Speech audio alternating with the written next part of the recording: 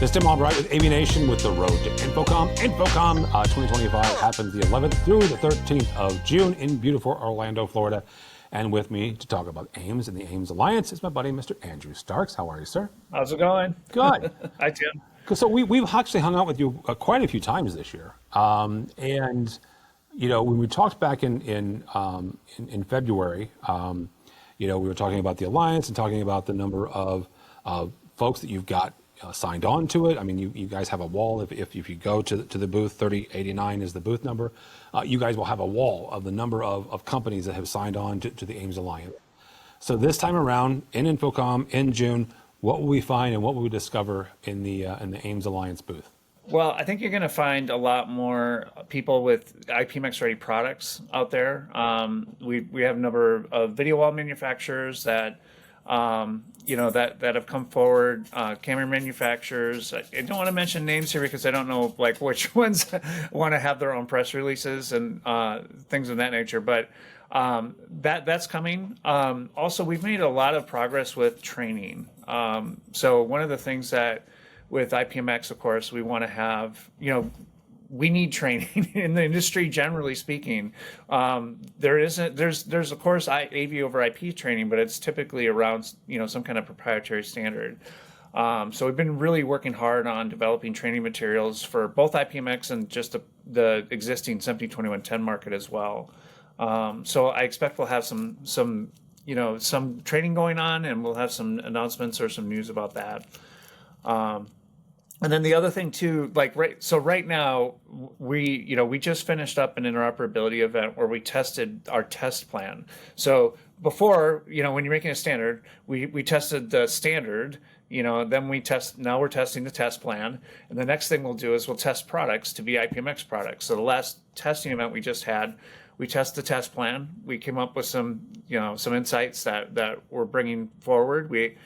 And then next we have that definition document that basically tells somebody, okay, how do I properly use the IPMX logo on products? So I think, at InfoComm, that whole story, the how do I build an interoperable product, everything about profiles, all of that will be settled. And I think people will start to get a really clear picture of the final path to IPMX. So how important is it on the video wall for folks? And I'm not going to ask you to name names, but from an encoder and decoder side, right? You've got folks that gives on ramps from analog video, right, or digital video, getting it into an IPMX stream, and then a decoder comes out, and it feeds into a projector, feeds into a display.